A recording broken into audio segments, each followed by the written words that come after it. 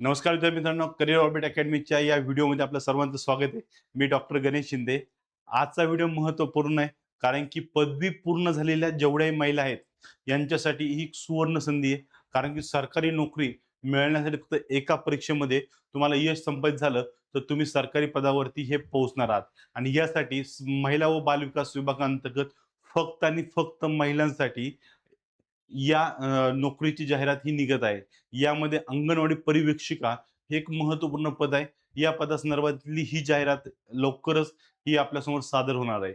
आणि या जाहिरातीसंदर्भात समजून घेत असताना आपल्याला समजून येईल, की ही जाहिरात जी आहे यामध्ये महिलांना जो स्टार्टिंग पेमेंट जो आहे, म्हणजे S13 च्या इक्वल ह्या इथे काय असणार आहे, ग्रेड पे असणार आहे. म्हणजे तुम्हाला वेतन हे असणार आहे, वेतन श्रेणी असणार आहे 35,000 ते 1,12,000 पर्यंत ह्या महिलांना वेतन हे आपल्या भागामध्ये किंवा आपल्या गावामध्ये, आपल्या एरियामध्ये आपल्याला नोकरी करून मिळवता येणार आहे. आणि ही सुवर्णसंधी सोडायची नाही. आणि एवढा मोठा पगार ग्रामीण भागामधली ही सर्व सर्व्हिस आहे. आणि ह्या संदर्भातलं आपला जो एरिया आहे, आपण ज्या भागात राहतो, त्याच भागामध्ये आपली ही पूर्ण सर्व्हिस सेवा जी आहे, ती दिली जाणार आहे. तर महिलांसाठी हे महत्त्वपूर्ण पद असणार आहे. आणि यासाठी एकच परीक्षा असणार आहे. आणि ह्या परीक्षेतून थेट तुमची निवड ही केली जाणार आहे. त्यामुळे हा व्हिडिओ आपल्याला शेवटपर्यंत बघायचा आहे. आपल्याला ह्यामध्ये काय-काय गोष्टी आहेत, कशाला आपल्याला कशा पद्धतीने आपण ह्या परीक्षेला सामोरं जाऊ शकतो. आणि आपल्याला काहीच माहीत नसेल तरी हा व्हिडिओ बघितल्यानंतर आपल्याला पूर्ण माहिती ही उपलब्ध होणार आहे. जर आत्तापर्यंत आपण हा व्हिडिओ सबस्क्राईब केला नसेल, सबस्क्राईब करा, लाईक करा आणि बेल आयकॉन ऑन करा. ओके. यामध्ये लेखी परीक्षा ही घेतली जाणार आहे. लेखी परीक्षा म्हणजे आता सरकारी नोकरी मिळवायचं आहे म्हणजे आपल्याला एक परीक्षा ही देणं कंपल्सरी आहे. आणि ह्यासाठी संपूर्ण महाराष्ट्रामधून मोठ्या प्रमाणामध्ये काय असणार आहे, अर्ज यासाठी येणार आहेत. यासाठी महाराष्ट्र शासनाच्या माध्यमातून आता ही परीक्षा कोण घेणार या संदर्भामध्ये चर्चा चालू आहे. काहींच्यामध्ये एम-पी-एस-सी ग्रुप सी कडे ही जाईल असं म्हटलं जातं. तर काहींच्यामध्ये ती टी-सी-एस किंवा आय-बी-पी-एस जी पारंपरिक पद्धतीने परीक्षा घेतली जाते, त्यांच्याकडेच ही परीक्षा ही होऊ शकते. आता ही परीक्षा कोणीही घेऊ, या संदर्भात आपल्याला एकच टार्गेट आहे. आपल्याला या परीक्षेमध्ये कसंही करून काय करायचंय, इन व्हायचंय. म्हणजे आपल्या परीक्षा उत्तीर्ण करायचंय आणि सरकारी नोकरीचं हे पद हे आपल्याला प्राप्त करायचंय. यासाठी आयोगाने काय यापूर्वीचा जो सिलेबस आहे, हा सिलेबस आपल्यासमोर ठेवला गेलेला आहे. सिलेबस काय? लेखी परीक्षा संदर्भामध्ये. मग काय सांगतोय? वस्तुनिष्ठ स्वरूपाची म्हणजे काय? तुम्हाला वस्तुनिष्ठ स्वरूपामध्ये ही परीक्षा या ठिकाणी घेतली जाणार आहे. म्हणजे पर्याय असणार आहे. प्रत्येक प्रश्नाला 4 पर्याय उपलब्ध करून दिले जाणार आहेत. ओके. महत्वाचं आहे. आणि प्रत्येक प्रश्नात 2 गुण असणार आहे. 200 गुणाचा पेपर असणार आहे. म्हणजे 100 प्रश्न आपल्याला साधारणतः या परीक्षेमध्ये विचारले जाणार आहे. आणि ह्या 100 प्रश्नाला आपल्याला अतिशय चांगल्या पद्धतीने अटेम्प्ट करायचं आहे. ओके.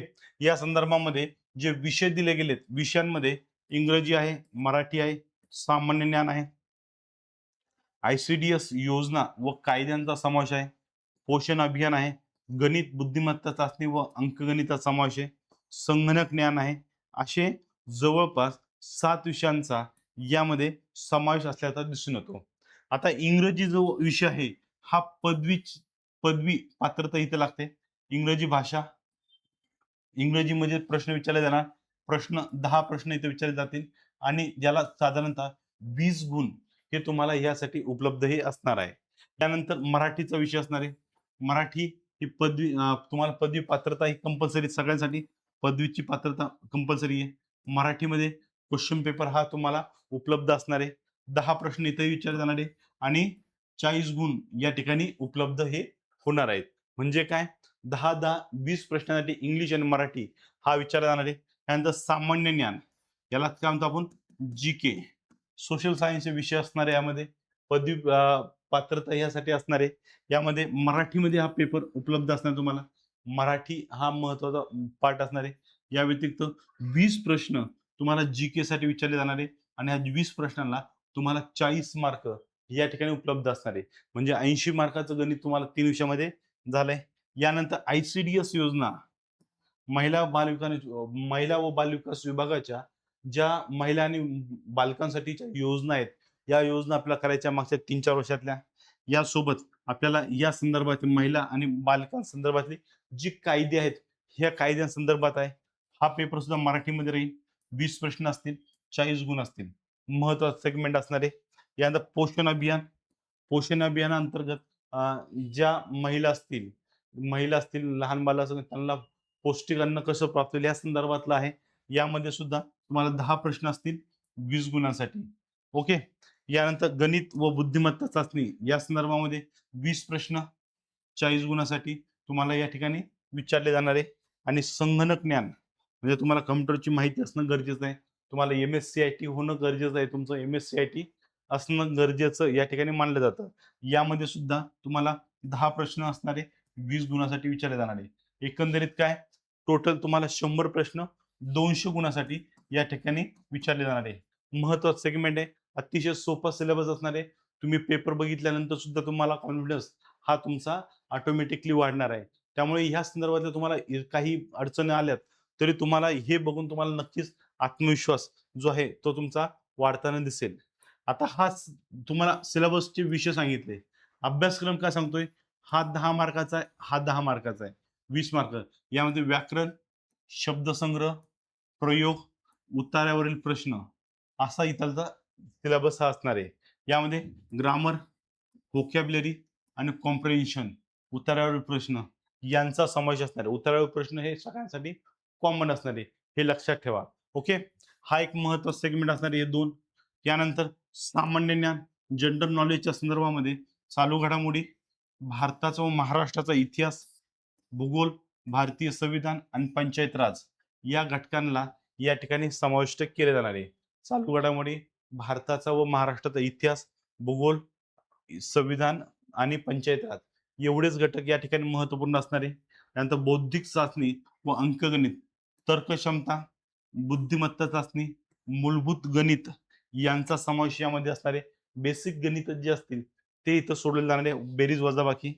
त्यानंतर विभागीय विषय जे विशेष तांत्रिक घटक म्हणून आपण अशा विषयांना ओळखतो. यामध्ये काय महिला व बालविकास विभागाच्या योजना ज्या आहेत त्या बघायच्या आहेत.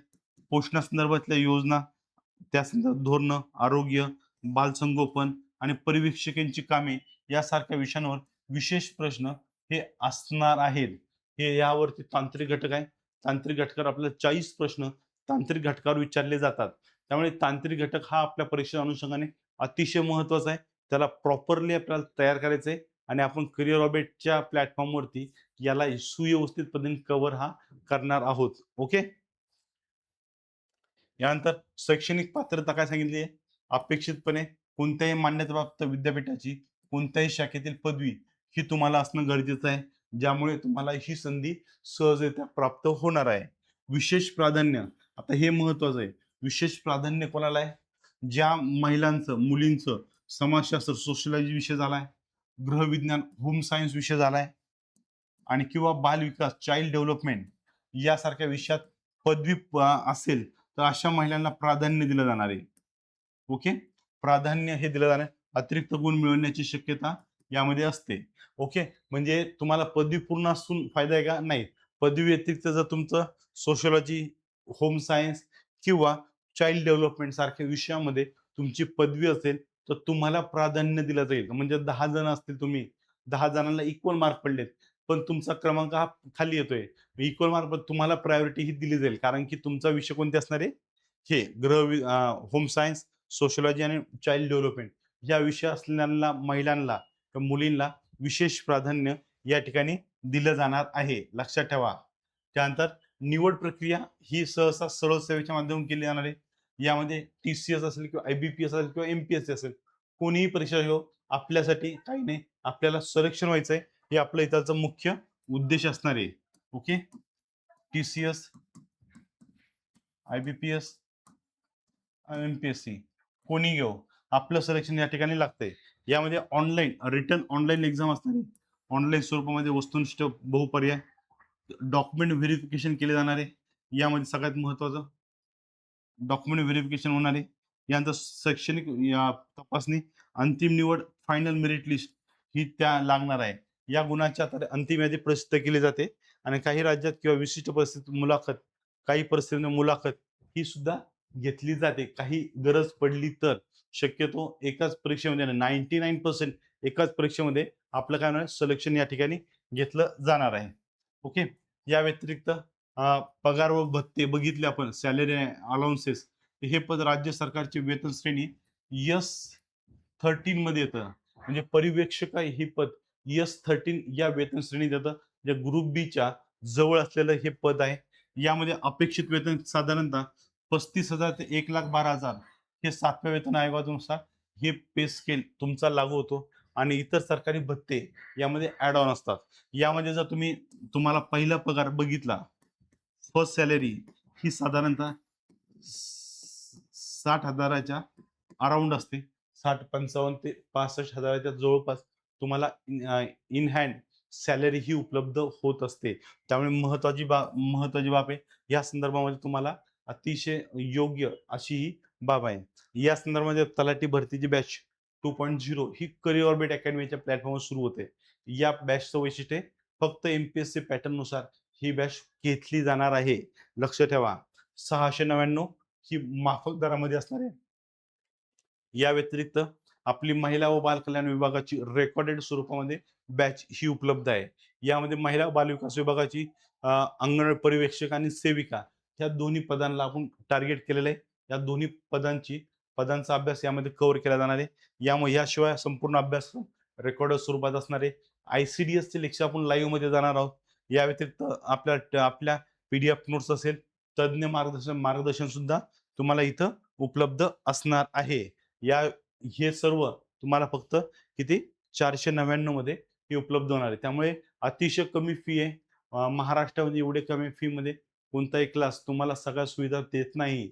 लेक्चर पुरवतील, पण नोट्स, तुमचे डाऊट सेशन, तुमचे मेंटरशिप या कोणत्याही गोष्टी कोणीही पुरवणार नाहीये. त्यामुळे तुम्हाला ही सुवर्ण संधी आहे. या सुवर्ण संधीचा फायदा नक्की घ्या. आणि महिलांसाठी सरकारी नोकरी मिळवायची ही सुवर्ण संधी सोडायची नाहीये. आपल्याला ग्रॅब करायची आहे. जाहिरात येण्यापूर्वी आपला अभ्यास हा पूर्णपणे कव्हर होणं गरजेचं आहे. ठीक आहे. ह्या संदर्भातला आपण एक स्पेशल व्हिडिओ घेणार आहोत आणि त्यामध्ये तुम्हाला इत्थंभूत स्वरूपामध्ये याची माहिती ही उपलब्ध करून दिली जाईल. ठीक आहे. चालेल. Thank you.